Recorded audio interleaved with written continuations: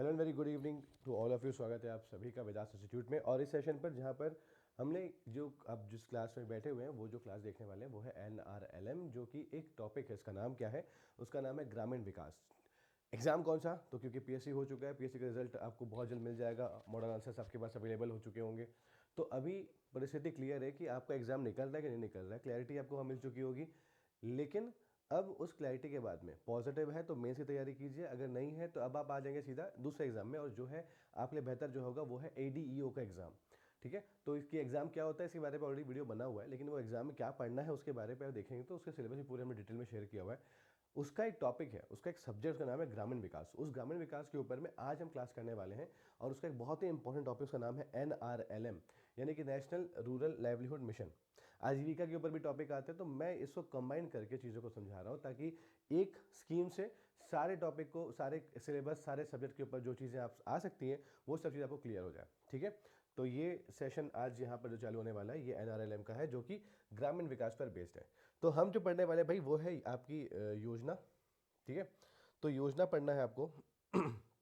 तो उसके लिए समझना ये होगा कि हमें योजना जब पढ़ना है तो उसमें हमें एक्चुअली क्या चीज़ें चाहिए। ठीक है, तो मैं बेसिक बताता हूँ कि डिपेंडेंसी आपकी ना हमेशा किसी एक पे ना रहे। मतलब किसी एक पे ना रहे, मतलब कि डिपेंडेंसी ऐसी रहे कि आप अगर कल को मान लो टेक्नोलॉजी खत्म हो जाए, ठीक है, कुछ ना रहे, तो किताबें ऐसी चीज़ें हैं जो आपके पास हमेशा रहेंगी। ठीक है, बुक्स ऐसी चीज़ें जो हमेशा रहेंगी। तो आपको अपने एग्जाम के लिए कैसे उसको पढ़ना होगा ये पार्ट समझ लीजिए। तो कोई भी स्कीम अगर आप देखते हो, ठीक है, कोई भी योजना अगर आप देखते हो, आई होप आपको मेरी आवाज़ वगैरह सब कुछ ठीक से आ रही होगी। तो अगर कोई योजना अगर आप देखते हो तो उसमें कुछ 4-5 चीज़ें हैं जो आपको हमेशा पता होनी चाहिए। ठीक है, फॉर एग्जांपल सबसे पहले क्या होना चाहिए? डेट, कि किस तारीख में, किस तिथि में इस योजना की शुरुआत की गई, किस तारीख में इस योजना की शुरुआत की गई। दूसरा, कि योजना कहाँ पर लागू की गई, कहाँ। ठीक है, इस योजना की शुरुआत कहाँ से की गई। हमेशा कोई ना कोई जो मुख्यमंत्री हो, प्रधानमंत्री हो, वो कोई ना कहीं किसी न किसी जगह पर भाषण में या किसी मंच पे खड़े होकर इसका ऐलान करते हैं, तो वो कहाँ पे किया गया था ये बड़ा इंपॉर्टेंट है। ठीक है, तीसरी चीज़ क्या होगा कि इसके बेनिफिशियरीज कौन है। इसके जो बेनिफिशियरीज होते हैं यानी कि जो लाभार्थी होते हैं, ये कौन कौन लोग हैं ये आपको पता होना चाहिए। तीसरा महत्वपूर्ण पॉइंट। ठीक है, इसके अंदर पे इसका ऑब्जेक्टिव क्या होगा, यानी कि इसके उद्देश्य क्या होंगे, ये आपको पता होना चाहिए कि भाई ये योजना अगर लाई गई है तो क्यों लाई गई है, किसको फायदा देने के लिए लाई गई है, कहां पर कहां से चालू की गई है, कब से चालू की गई है ये। और लास्ट ये है आपका करंट अफेयर से रिलेटेड, मतलब कि इसमें अब तक में क्या उपलब्धियां आ चुकी हैं। ठीक है, अचीवमेंट सो फार, क्या क्या उपलब्धियां अभी तक इस योजना के अंतर्गत हासिल की जा चुकी है, ये एक पॉइंट है जो यहां पर आप लोगों के लिए इंपॉर्टेंट होगा।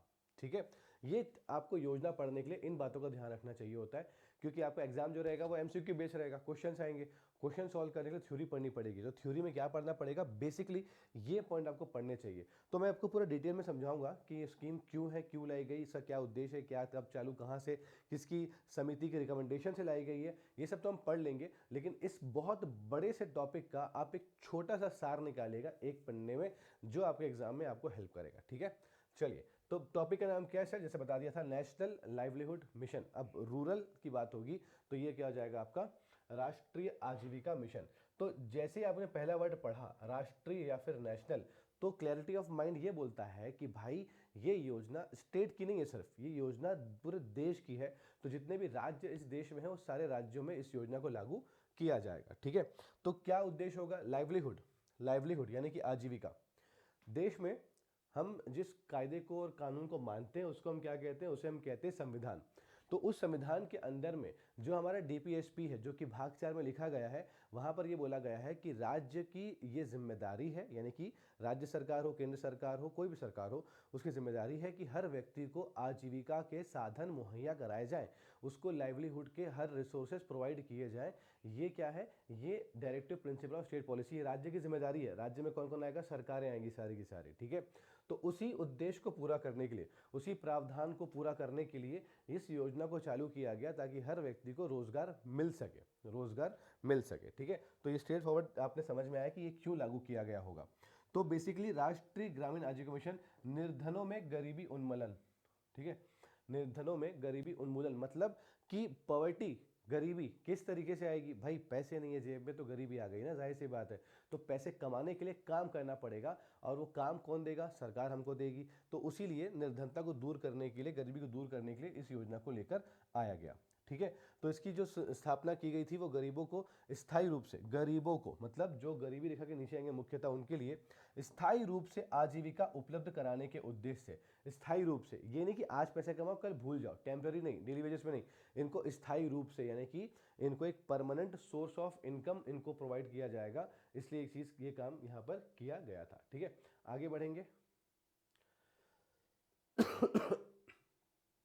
ठीक, अब यहाँ पर चले, एक सेकंड।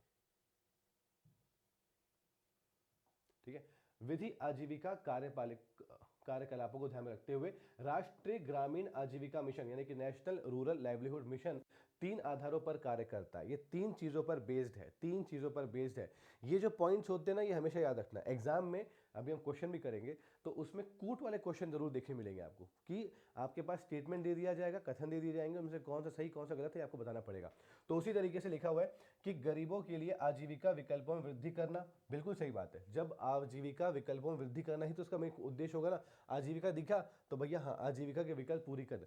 क्या करना, किसके लिए, तो गरीबों के लिए। हर किसी के लिए हो रहा है क्या, नहीं, गरीबों के लिए ज्यादा हो रहा है। तो बाहरी क्षेत्र में रोजगार के अनुसार कौशल विकास करना, मनरेगा में। और यहां पर एक छोटा सा आपको अंतर नजर आएगा। ठीक है, मनरेगा में क्या होता है कि भाई अगर आपके पास स्किल नहीं है, आप अकुशल हैं या अर्ध कुशल है, सेमी स्किल्ड हो या अनस्किल्ड हो, दोनों तरह के लोगों के लिए आपको रोजगार दिया जाता है। ठीक है, रोजगार देने की बात होती है। भैया उसे कुछ नहीं आता लेकिन वो अडल्ट है, वो 18 साल का उम्र का हो चुका है, वो गरीबी रेखा के नीचे आता है, ग्रामीण क्षेत्र में निवास करता है, तो उसे मनरेगा के तहत काम दिया जाएगा। क्या करना है, कुछ नहीं, गड्ढा खोदो और अगले जाके गड्ढे को भर दो, यही आपका काम हो गया। ठीक है, तो फिजिकल पावर के हिसाब से वहां पर, शारीरिक दक्षता के हिसाब से आपको वहां पर काम दिया जाता है। लेकिन यहाँ की अगर आप बात करोगे तो यहाँ पर आपको अगर काम दे रहे हैं तो आपको उसके लिए क्या होगा, कौशल विकास भी कराया जाएगा, स्किल डेवलपमेंट भी कराया जाएगा, ताकि आप बड़ी ज़्यादा अच्छे तरीके से, कुछ समय के लिए नहीं बल्कि स्थायी रूप से आजीविका पाने वाले व्यक्ति बन सकें।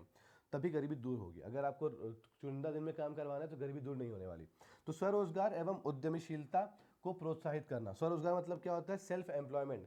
ठीक है, कौशल विकास आपको सिखा दिया, आपका विकास कर दिया गया, आपको स्किल डेवलपमेंट करा दिया गया। अब अगला काम क्या हो जाएगा, उसी स्किल के बेसिस में आप नौकरी करोगे।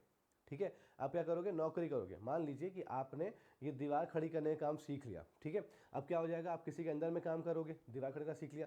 कुछ साल के बाद में आप क्या करोगे, खुद से अपना काम चालू करोगे, सेल्फ एम्प्लॉयमेंट चालू करोगे, कि अब मैं ये काम का ठेका खुद लूंगा, और मैं खुद लूंगा तो मुझे आता है ना, तो अब मैं अपने अंदर में लेबर लग के सिखाऊंगा या काम कराऊंगा। तो ये सब चीज़ें किस में आएगी, स्वरोजगार में आएगी। तो इसके लिए प्रोत्साहित करना। और उद्यमशीलता, मान लीजिए आपने बैठे बैठे कोई कागज़ से कप बनाना सीख लिया।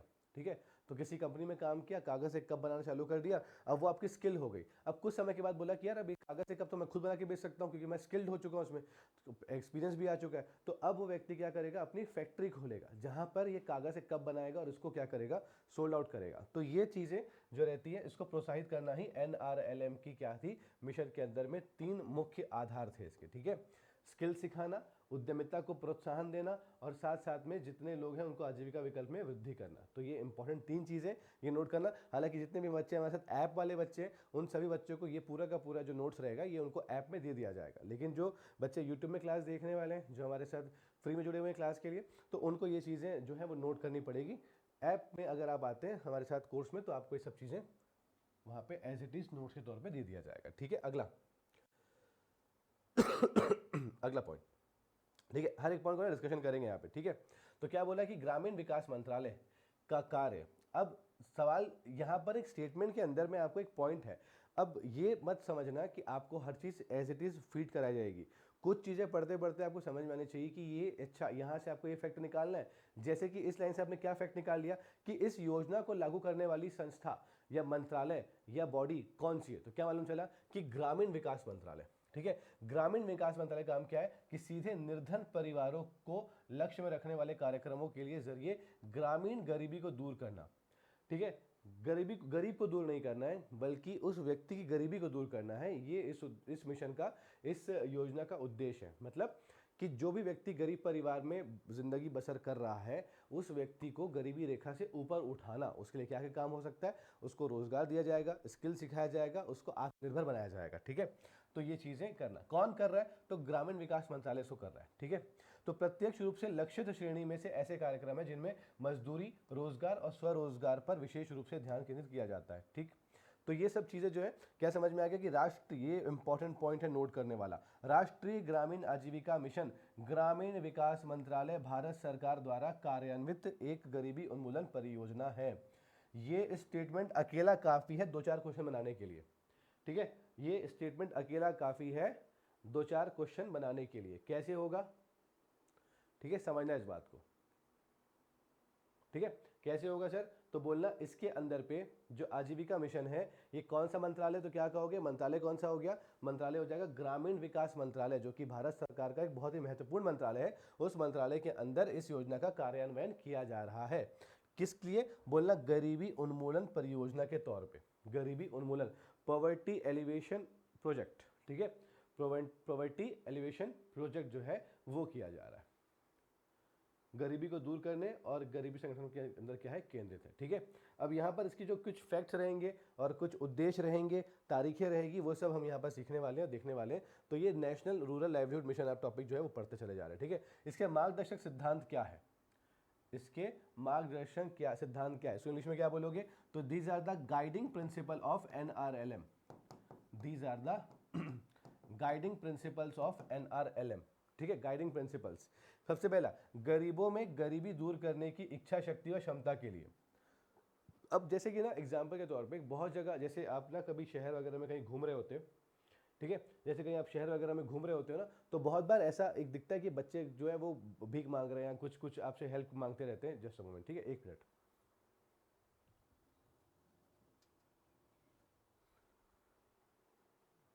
लगता है क्या कि बच्चे आपसे ना मतलब भीख मांगते, लगता है कि यार एक काम करो, मुझसे पूछते हैं पढ़ते क्यों नहीं हो, तो उन लोग क्या बोले, अब बच्चे कहीं काम करते, छोटे मोटे होटल में काम करे, कहीं पे काम करते होते हैं, तो आपसे पूछते तो क्या होता है, बच्चे बोलते हैं हमें पढ़ना ही नहीं है, हमें इच्छा ही नहीं पढ़ने की। तुम पढ़ना चाहोगे ना तो भी वो नहीं पढ़ते, क्योंकि उनमें अंदर में इच्छा ही नहीं है पढ़ाई करने की। तो वो चीज़ें वैसे कुछ लोग हैं जो एक गरीब परिवार में रहते हैं, तो उनकी इच्छा ही नहीं काम करने की, नहीं हम जहाँ पर है बढ़िया है, 2 वक्त खाना मिल जा रहा है ना, घर एक झोपड़ी है काफ़ी है, नहीं चाहिए। तो उनके अंदर में उनकी इच्छा शक्ति को दक्षता के लिए क्या करना है, गरीबी को दूर करने वाली बात जो है वो उनके अंदर में फैलानी है, लानी है। मतलब उसकी इच्छा हो जाए कि भाई ठीक है, मुझे इस दलदल से बाहर निकलना है और मुझे एक अच्छा जीवन क्या करना है, बसर करना है, जीना है। दूसरा पॉइंट, क्षमता वृद्धि हेतु सामाजिक एकजुटता व संख्याएं आवश्यक है।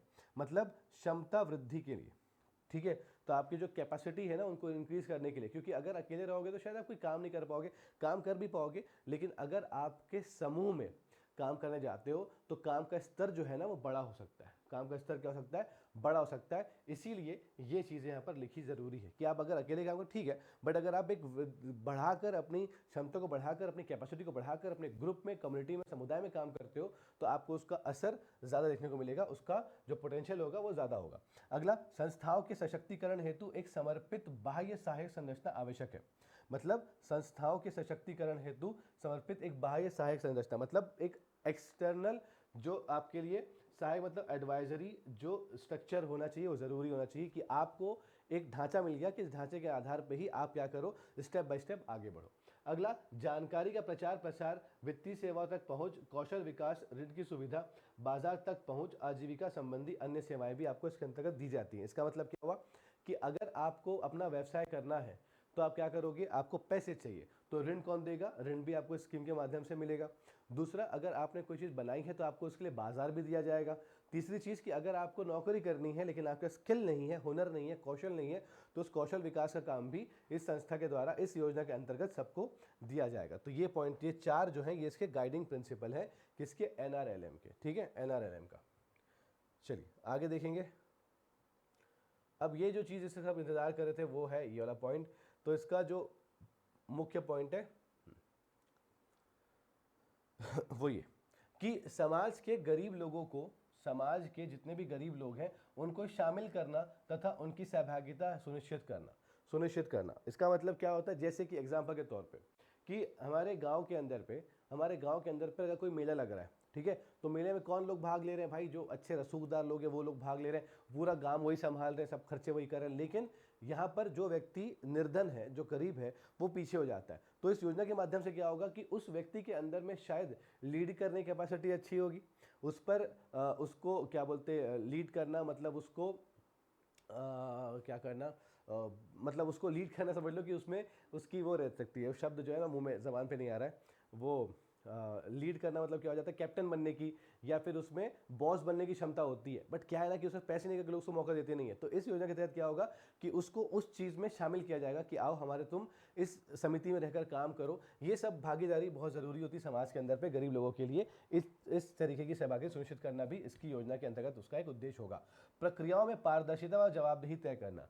भाई अगर हमने आपके लिए, हमारे तो पास सरकार ने मान लो मेरे पास 1 करोड़ रुपए दिए हैं कि इस गांव के युवाओं को आप रोजगार दो, इस गांव के युवाओं के लिए या लोगों के लिए आजीविका के साधन आप मुहैया कराओ, इस गांव के युवाओं या काम करना जो जो जो कार्यशीलता वाली जो जनसंख्या है उसको आप क्या करो, प्रोत्साहित करो, उसको आप स्किल डेवलपमेंट कराओ। तो ये सब चीज़ों में पारदर्शिता होनी चाहिए कि जितने पैसे आए हैं उतने पैसे इन सभी कार्यों में खर्च होने चाहिए, जिससे वो व्यक्ति अपनी आजीविका बेहतर कर पा रहा होगा। ठीक है। तो उसमें अगर मान लो 1 करोड़ रुपए आए और खर्चे 90 लाख रुपए हुए और उसने बोला पैसे खत्म हो गए, 10 लाख रुपए कहाँ गए, तो इसकी जवाबदेही भी उसी के ऊपर होगी जो व्यक्ति को जिम्मेदारी दी गई थी इस कार्य को अंजाम देने की। तो ये जवाबदेही जितनी जरूरी होगी, यानी कि ट्रांसपेरेंसी एंड अकाउंटेबिलिटी, ये 2 चीजें किसी भी योजना को सफल करने के लिए बहुत जरूरी होती है। तीसरा पॉइंट, योजनाओं के क्रियान्वयन में उनकी भूमिका एवं स्वामित्व, कि वही लोग जो लोगों को आप गरीबी रेखा से ऊपर लेकर आना चाहते हो उनको ही आप क्या दो, उनको एक भूमिका दो निभाने के लिए, उनको जिम्मेदारी दो। अगर व्यक्ति को जिम्मेदारी मिलती है कोई काम की तो वो व्यक्ति उस काम को बेहतर तरीके से अंजाम देता है। ठीक है। बोला जाएगा कि भाई देखो इस योजना के अंतर्गत गरीबी उन्मूलन करना है। ठीक है। इस जगह जो गरीबी का, जो लोगों का गरीबी का स्तर है ना, जो गरीब लोग जिस स्तर में हैं अभी, उसके स्तर को ऊंचा करना है, इस उद्देश्य के साथ ये स्कीम लाई गई है। लेकिन इसमें हम अकेले काम नहीं कर पाएंगे, इसमें हमें आपका सहयोग भी चाहिए रहेगा। तो व्यक्ति को जब जिम्मेदारी मिलेगी तो वो अपनी एक अहम भूमिका निभाएगा और इस कार्य को अच्छे तरीके से अंजाम भी देगा। सामुदायिक आत्मविश्वास जगाना एवं आत्मनिर्भर बनना, कि आपको सिर्फ किसी के लिए काम नहीं करना है बल्कि किसी के साथ भी काम करना है, जिसमें पार्टनरशिप होती है, कम्युनिटी के साथ में काम करो। दूसरा, आप सिर्फ किसी के लिए काम मत करो बल्कि काम देने वाले ही बन जाओ, यानी कि आप आत्मनिर्भर भी बनो। तो ये उद्देश्य भी इस NRLM के अंतर्गत शामिल किया गया है। अब जो ये इंपॉर्टेंट चीज़ है, इसमें से एक क्वेश्चन तो आपके एग्जाम में कहीं ना कहीं पे टकरा जाएगा। एग्जाम में क्वेश्चन डायरेक्टली ऐसे नहीं आएगा, लेकिन किसी क्वेश्चन के स्टेटमेंट में, किसी क्वेश्चन के कथन में ये जरूर लिखा रहेगा, तो ये जरूर पढ़ लीजिएगा। क्योंकि शुरुआत कब होती है, बोलोगे 3 जून 2011 को इस योजना की शुरुआत होती है। 3 जून 2011। ठीक है। 2011। 3 जून कैसे याद रखेंगे, इतिहास में 3 जून का महत्व कुछ है क्या, बोलना हाँ है ना सर। इतिहास में 3 जून को 1947 को एक प्लान आया था।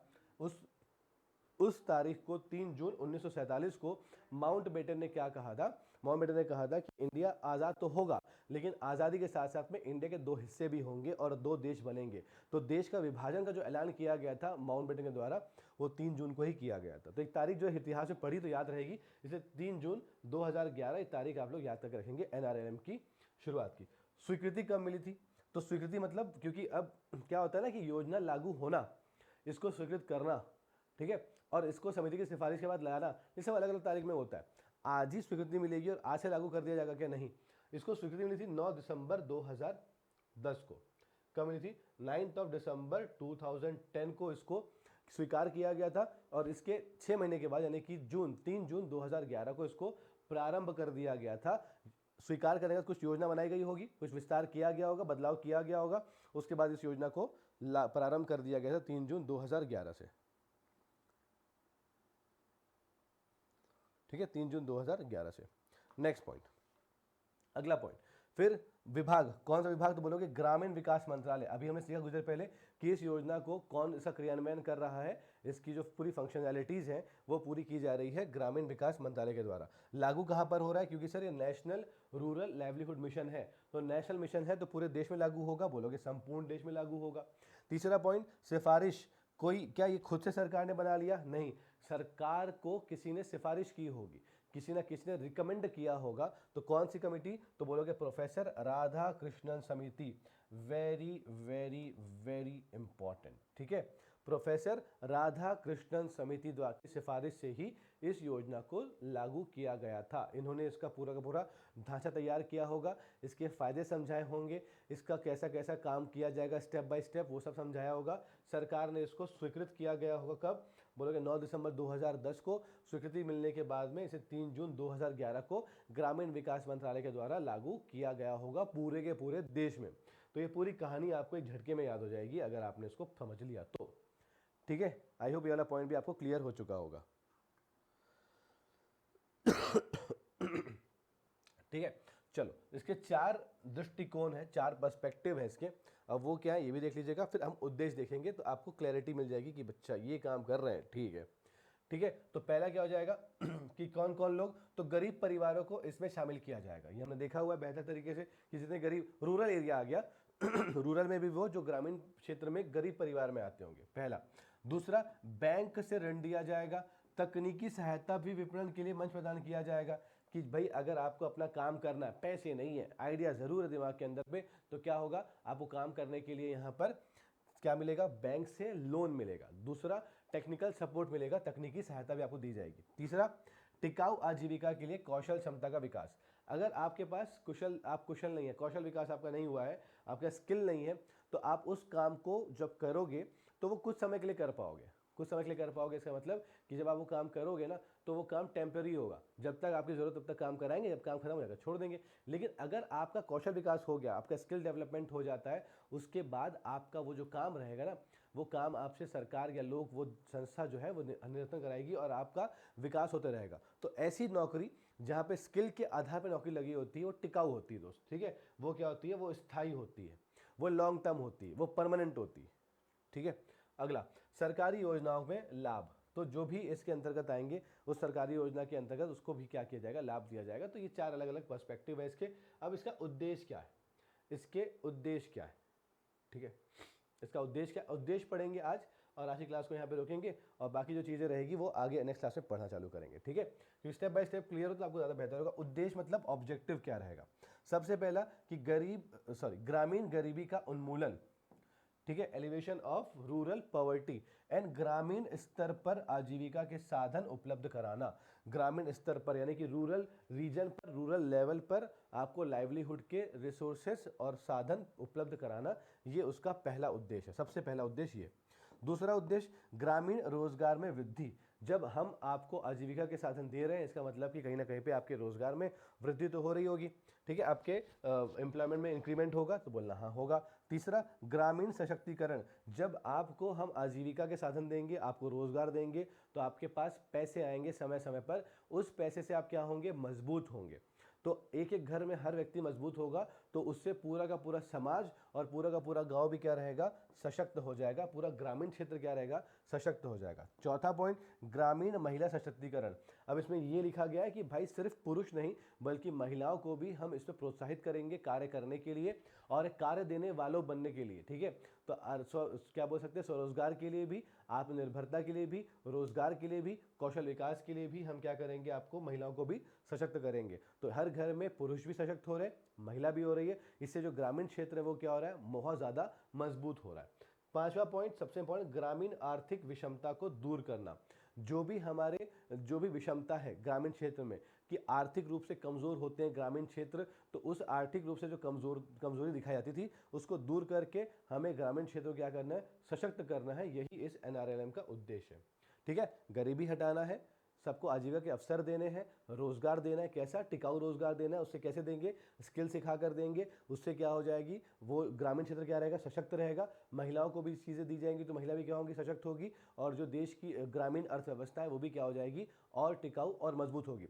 जिस तरीके से छत्तीसगढ़ में पिछले वाली सरकार में जो नरवा गरवा घुरवा बाड़ी, ठीक है, गोबर आपके जो गौठान बनाए गए थे वो वाला, और गोबर जो खरीदी हो रही थी उसके द्वारा, ऐसी बहुत सारी योजना जो ग्रामीण स्तर पर बनाई गई थी ना, उस योजना से ग्रामीण अर्थव्यवस्था बहुत मजबूत हुई थी। कोविड के वक्त में जब पूरे वर्ल्ड की, इंडिया की नहीं बात करें, पूरे वर्ल्ड की जब इकोनॉमी पूरी डाउन हो गई थी, उस समय छत्तीसगढ़ की जो ग्रामीण अर्थव्यवस्था थी वो उन योजनाओं की वजह से क्या थी, वो काफ़ी हद तक ऊपर उठ रही थी। तो ऐसी योजनाएं हमेशा ग्रामीण क्षेत्र में बननी चाहिए ताकि वहाँ पर रोजगार के साधन हमेशा देते जाना चाहिए सरकार को। गरीब परिवार को जो है उनके उत्थान के लिए, उनके विकास के लिए, उनके अपलिफ्टमेंट के लिए और गरीबी के उन्मूलन के लिए। ठीक है, तो आई होप ये बेसिक सा पहला क्लास था, ताकि आपको ये समझ में आए कि इंट्रोडक्शन मिल जाए कि कैसी क्लासेस आपको होने वाली है। तो इसी तरह की क्लासेस जो है वो आपको आगे मिलेंगी, यूट्यूब में भी क्लासेस आएंगी और आपके ऐप में भी क्लासेस आएंगी। नोट्स वगैरह जो है वो सारे के सारे ऐप में शेयर हो जाएंगे। इसी के साथ साथ यहाँ पर थ्योरी भी पढ़ी जाएगी और एमसीक्यू भी किया जाएगा। तो आपको अगर क्लास अच्छी लगी है तो उसको शेयर कर दीजिएगा भरपूर मात्रा में, और कमेंट बताइएगा कि आपको कौन कौन सी योजना और कौन कौन से टॉपिक और पढ़ने, उसकी क्लासेस हम लेकर लगातार यूट्यूब में और ऐप के अंदर पर आते रहेंगे। तभी के लिए thank you so very much, bye, take care, God bless you, खुश रहिए, मस्त रहिए।